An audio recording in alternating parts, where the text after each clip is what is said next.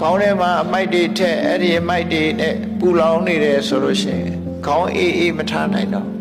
ခေါင်းအေးအေးထားဆိုအပူတွေအတွေးမတွေးနဲ့အရှုပ်တွေမထက်နဲ့မြူနီစပယ်အမိုက်ပုံကြီးမဖြစ်စေနဲ့ကိုယ်အုံနောက်ထဲမှာ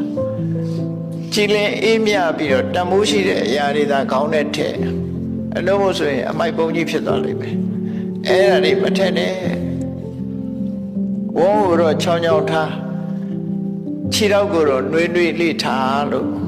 ပြောချတယ်ပေါ့နော်ခြေထောက်နှွေးနှွေးခေါင်းအေးအေးဝန်းချောင်းချောင်း